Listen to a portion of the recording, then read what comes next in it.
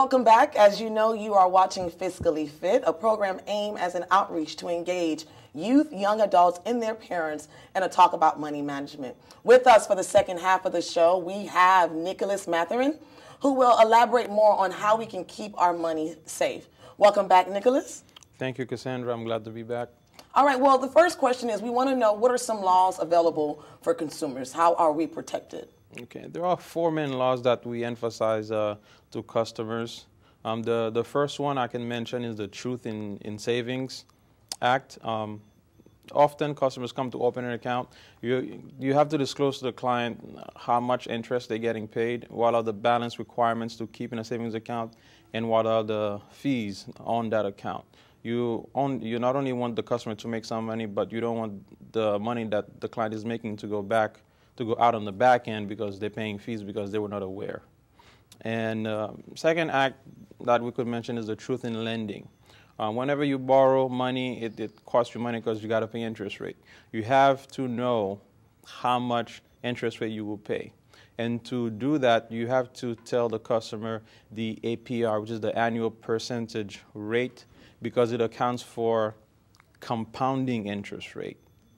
And the third one it is electronic transfers. Basically, if a client suffers a loss because they lost the ATM card, and the bank has to minimize that loss because it wasn't the client's fault.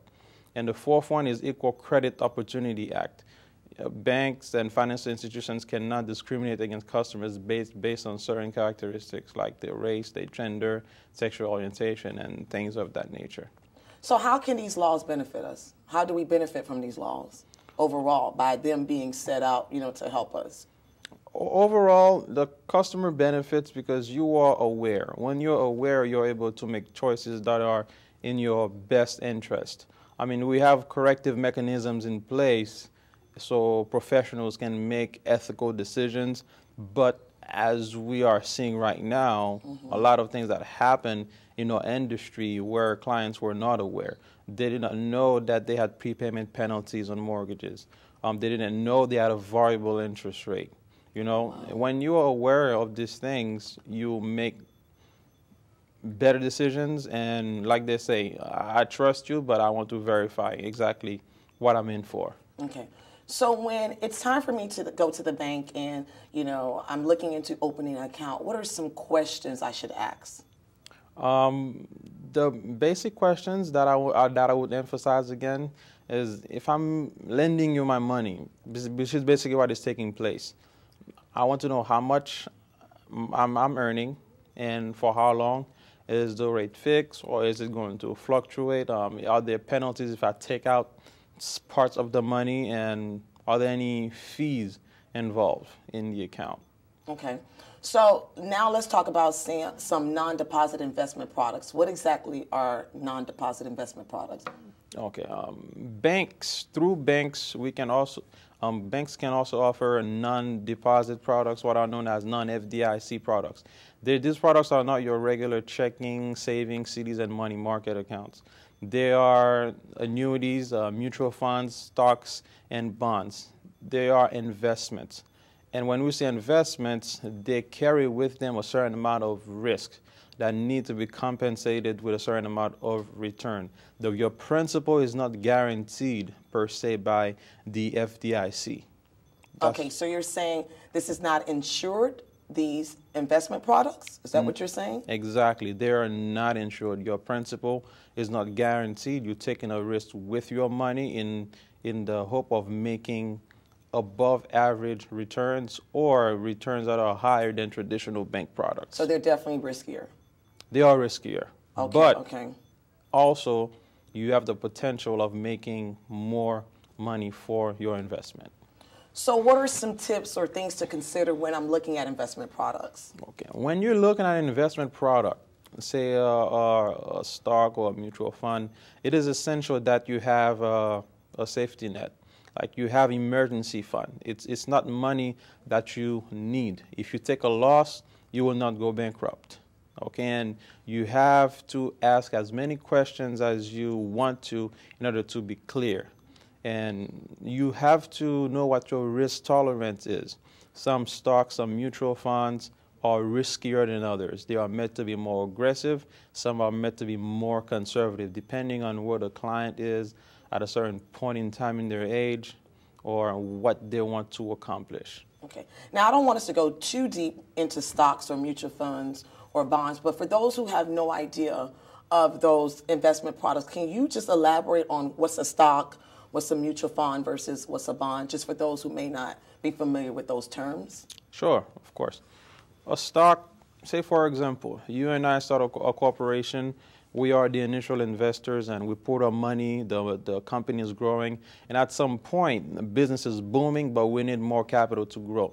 What we do, we go to an institution called an investment bank, we go public, and we divide the company's worth into shares, okay, what we call shares of stock. The public can come invest in the company, take a stake in the company, and hopefully when that company grows, each share is worth more. And in return, the investor, in the investor's wealth grow with that company. Of course, the reverse can happen. We could mismanage the company, or for whatever reason, a product go obsolete and the share goes down, and the investor loses the investment. So just to better understand, so I can go in and say, I want to invest in, Nicholas Inc. Correct. And Nicholas Inc. is now offering these shares. I can go on and say, hey, I want a part of Nicholas Inc. Yeah, you'd go through a broker-dealer, open what we call a brokerage account, which is like an account that facilitates investment transactions on your behalf, and you own a share, or literally own a share of that company. Okay. And these are known as equity investments because you have an equity in that company. Okay. Now, bonds is what we call fixed income securities. You essentially lend a company your money, and they promise to pay you a fixed amount of income. And mutual funds is a combination of a pool of investments, stocks, bonds, money markets, to create what we call managed portfolios. And they can go from as aggressive as the client objective needs to be, or as conservative as the risk tolerance can be. Okay. Now, for those who are looking towards applying for a loan, what are some laws available to protect consumers in that loan process? We can talk about equal credit opportunity. You cannot discriminate against a customer based on race, gender, sexual orientation, things of that nature, things that do not affect the person's capacity to repay the loan. Second of all, you have to disclose, which is fair lending, how much interest rate I'm paying for that loan, so the client can compare the cost between your financial institution and the next financial institution. Okay. Now, what is predatory lending? I hear so many people talk about that nowadays. What exactly is that? Can you explain, go into details about? Predatory lending is referred to as a set of abusive practice that we have seen out there over the past few years, like excessive fees that increases the loan balance, prepayment penalties that is meant to trap the client into a high interest rate loan, frequent refinancing without a clear benefit to the customer. And all these things, when it's not in the interest of the client, it's benefiting the financial institution, it can be categorized as predatory lending. Okay, so what are some tactics? So are those the tactics you would consider as predatory lending, or are there additional ones for us to look out for? There are additional ones. You have some institutions, well, we used to have them, like you can see, the boom is now a bust. They would ask you for no down payment. We can lend you up to 120% on the equity on your house, which is reducing the equity on your home. Things, if it sounds too good to be true and there is not a major commitment on your part, there is not any sort of regulation, these are usually red flags, and they can be categorized as predatory lending. Okay. Now, what exactly is identity theft? I know a lot of that is going on right now. So what is identity theft? Identity theft is, like the word say, your identity being stolen. You have a social that is unique to you. You have a date of birth. You have a driver license number. Somebody can get their hands on that information and pretend to be you for the purpose of opening accounts over the phone, applying for credit, and basically spending money under your name that you're not responsible for. Oh, wow. And how do we keep ourselves from identity theft? You could put a credit alert with the credit bureaus. Whenever your credit gets checked, you can get an alert to basically let you know, hey, somebody is checking your credit. Is it you?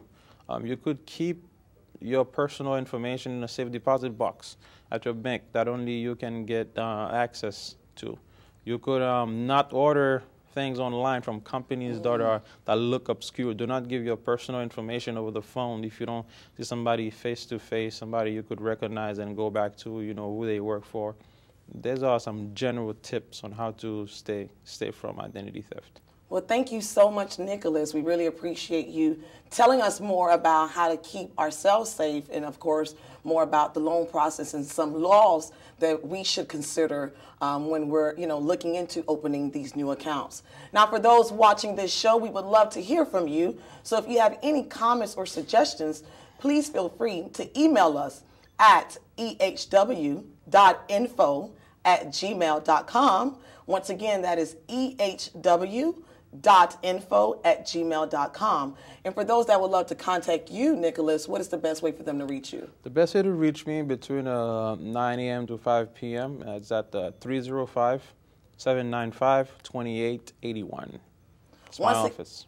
Thank you. Once again, thank you for watching. We hope you've enjoyed the show. We look forward to you tuning in for future shows regarding financial literacy topics, whether it's about money management, personal finance, home buyer programs, or even ways for us to maintain, safeguard on our monies. Thank you for watching, and we look forward to another week. Thank you.